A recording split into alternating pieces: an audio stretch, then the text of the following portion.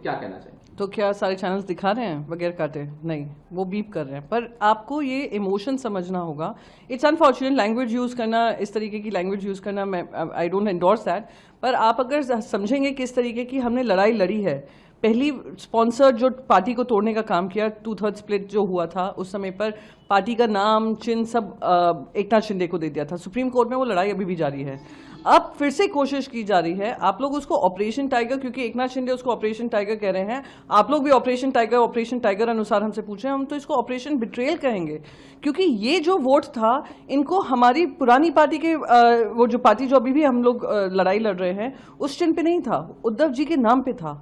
जनता ने उद्धव जी पे भरोसा कर कर आपको मेंबर ऑफ पार्लियामेंट बनाया था। आप उसके खिलाफ काम करेंगे तो ये कहीं ना कहीं बहुत गलत होगा। अगर आपको चलिए मैं मानती हूँ किसी का विश्वास खत्म हो जाए, आप इस्तीफा दे दो ना। अगर जनता ने आपके विश्वास पे आपको एमपी बनाया है, हमारी पार्टी से कोई लेना देना नहीं, पार्टी चिन्ह से कोई लेना देना नहीं, तो इतनी हिम्मत तो दिखाओ कि जो तुम 5 साल का तुम्हारा टेन्योर है, रिजाइन कर दीजिए, फिर से अपनी जनता के बीच में जाइए और शिंदे के पार्टी चिन्ह पे आप लड़कर दिखा दीजिए। तो ये तो जनता के साथ धोखा हो रहा है। और ये आने वाले समय में अगर आपका वोट ही इनवैलिड हो जाएगा, जैसे हम देख रहे हैं कि राज्यसभा में अगर 2/3 आम आदमी पार्टी को मिल जाते हैं, पूरी पार्टी एक रहती है, पर 2/3 अगर एमपीज वो लोग कर लेते हैं, वो मर्ज कर देते हैं। सिमिलरली लोकसभा में हम देख रहे हैं, लोकसभा में पैटर्न अलग चल रहा है टीएमसी का, वहां पे वेस्ट बंगाल में पैटर्न अलग चल रहा है उनका असेंबली में। ये किस तरीके से वैलिड है? तो मैं उम्मीद करती हूं कि जो स्पीकर साहब हैं, स्पीकर साहब संविधान को सबसे ऊपर रखकर, उनकी एक बहुत बड़ी जिम्मेदारी होती है। वो किसी पक्ष के नहीं हैं, वो किसी पार्टी को नहीं बिलोंग करते हैं, वो सबको बिलोंग करते हैं। सबसे इंपॉर्टेंटली वो संविधान को उसका अपकीप बना रहे, उसका ध्यान रखते हैं। तो हमने उनको चिट्ठी दी है, हम उम्मीद करते हैं कि उसका पालन होगा।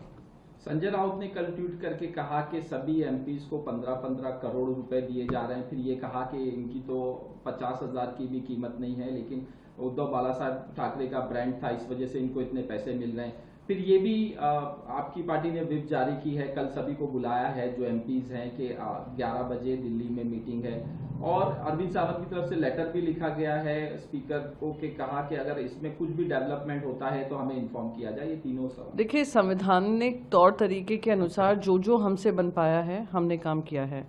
अब ये जो एमपीज हैं, अभी तक कोई फोटो नहीं आई है 6 एमपीज के साथ में बैठे हुए। बार बार आप लोग खबर चला रहे हैं कि 6 एमपीज संसद में मिलाए हैं लोकसभा स्पीकर से, और लोकसभा स्पीकर मान गए हैं।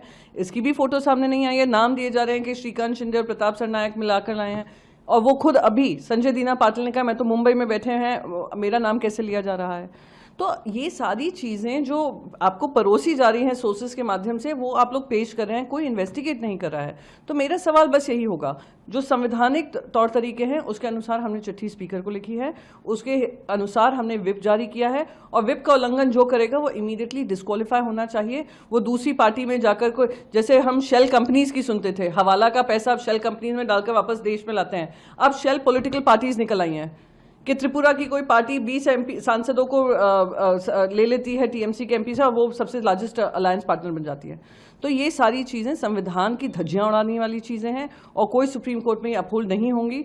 तो बस यही उम्मीद है कि सारे 6 एमपी जिनके नाम चल रहे हैं वो इस पर ध्यान रखेंगे कि they stand to be disqualified. No court of law, if it does it in the right manner, will keep them safeguard. आपके मोबाइल पर तुरंत आएगी ब्रेकिंग न्यूज, स्क्रीन पर सबसे पहले दिखेगी बड़ी खबर, देश दुनिया की हर खबर एक जगह। अब आपके मोबाइल पर तुरंत फटाफट इंस्टॉल कीजिए न्यूज नेशन ऐप और रखिए खुद को अपडेट।